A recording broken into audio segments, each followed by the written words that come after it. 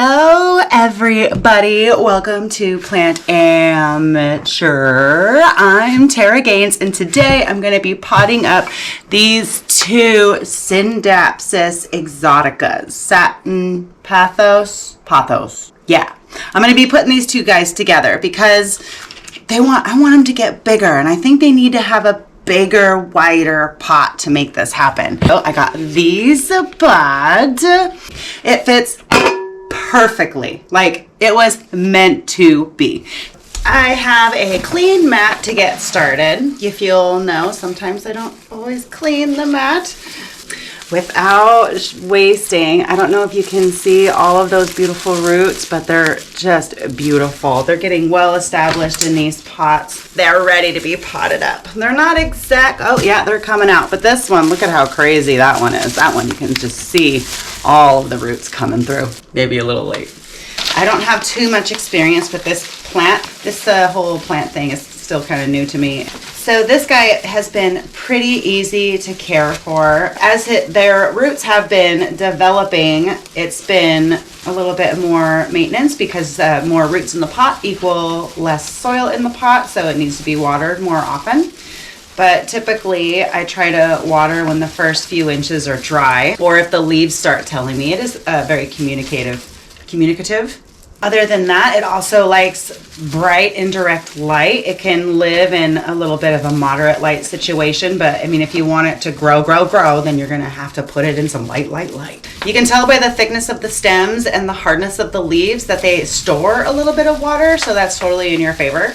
That I want to do a little root prune on some of these because their roots are quite long, and they are making newer roots higher up the chain. At least I think that's true. We'll see if it's true in a month or two. Do the thing and then wait and see what happens. I know we want to care for them a lot, but then we end up doing so much so fast that we don't know what variable worked. When you're trying to figure out how to make plants be better, or maybe trying to diagnose a problem, you really want to do just one thing at a time, unless it's obvious that it's going to need a lot. Like I got root rot and there's pests all over. Like there's a lot of variables there that can affect your plant's growth and affect your plant's appearance. So it's really important when you're doing the science projects of plants that you minimize your variables so you know what works for each individual plant. I had some Scindapsus in leca, but they didn't like growing in leca. So I had to take them out of leca and put them in soil, and now they grow. So I'm just going to clean these shears because I can't remember the last thing I cut with them. Yeah, all of those are looking new and beautiful. Oh my God, the leaves are so gorgeous. As I'm going through these, I'm also looking at the stem. So the stem you can see here is quite discolored. It's very yellow. I'm checking to see if it's still solid and not mushy, because that will be rot at some point. Because they did make cuts to the roots, I want to let them callus over a little bit before I put them back in soil. To stall just a little bit, this is Jimmy. Jimmy is very happy, right? So I have this big thing that I'm gonna cut up and put into water. I like to place them so the pattern, the way that the plant itself is going to face is complementary to where the light's going to be, and also I want to make sure that they're not going to grow into one another. Time to fill it up, and as I fill it up, I'm just going to go around and make sure everybody's staying put. This one's trying to escape. If you've watched my previous videos, you know I'm not above dumping it all out and trying again. I don't know if I should be proud about that, but make me some new babies. Oh yeah. No, that's not gonna work. All of the vines are facing this way, so when they grow in, everybody is going to be waterfalling off this one side of the pot. We have multiple cuttings in here that we're going to grow and gift to friends and family. We've got some extra ones here, and then we have the 3 test subjects. Scindapsus pictus top cuttings in moss, in terracotta. I'm semi-nervous that the terracotta is going to dry out the moss way too fast, and then I'm going to be sad. And then also my select pick leaves here. I think those ones are going to be my shinglers. I think I'm going to shinglers. Welcome back, everybody. It's the beginning of July, and I wanted to do a quick update on Marlena. So she's looking pretty good. You can tell which way the sun is coming. The lights are definitely shining face forward on this way. She's starting to fill out nicely. These little stragglers here, I got some pins. I'm just gonna pin them in place and then put her right back on the shelf. So let me do that real quick. I had this one yellowing leaf here in the back, so I just wanted to chop it off so I didn't have to worry about it anymore. Tidied back up, still growing strong, putting out some beautiful new leaves.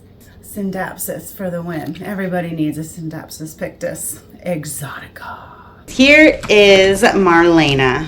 She has actively put out several new vines, and she is attempting to attach herself to my wall, even though I'm not really letting her. This one looks a little bare. I might cut that one off. We do have some yellowing leaves, which, you know, it's a plant world. It is to be expected. I did also find from the very beginning video, I did find the choice cuttings that I obviously put into Leca and did nothing else with. We're not going to do anything with them today either. They're just totally going to sit in there. But I am going to get rid of this yellow leaf. I'm just going to get rid of it. It's my favorite color. It doesn't do anything for my plant anymore. So I did put the choice cuttings into Leca, and as you might be able to see, they rooted very well. And I still don't really like this method when it comes to Scindapsus or Syngoniums. I've transferred most of these guys back into soil. I don't think they're gonna stay like this very long. I bet when I do some I bet when I do get around to finishing up with these guys that there will be some soil in their future, just because I think Scindapsus like it more. She's growing so good. Where was that long skinny stick? Nope, that one's good. I was gonna get rid of it. Look at that. So I'll just do this. I'm just gonna shove her right back in the soil, and hopefully that guy roots. She's doing great. She's so happy, which makes me really excited too, because this is one of my favorite plants, I think. She's so low maintenance. She gives me so minimal trouble. And she's just gorgeous. I mean, look at those leaves. So beautiful. Well, I keep her in pretty bright light. She's on the very top shelf, so she's the closest to the light. Trying not to let her trail because I want the size to stay consistent. The newer leaves are a little bit smaller than the initial growth, you know, the ones that it got planted with. But they're sizing up nicely. I don't have any complaints. I got some nice variety here in the leaf colors and tints. You know, some are darker, some are lighter, some are a little bit more silver. That's probably my favorite leaf right there. It's definitely doing good, I think. Thank you so much for joining me today and Marlena and going through this journey with us. She's gonna go right back in her spot, and I'm gonna give her some little hooks to hang on the wall. I'm super happy to have this in my collection and to keep her growing and keep her happy. It's exciting. You've been watching Plant Amateur. I'm Tara Gaines. This is Marlena, and we hope you're enjoying yourself.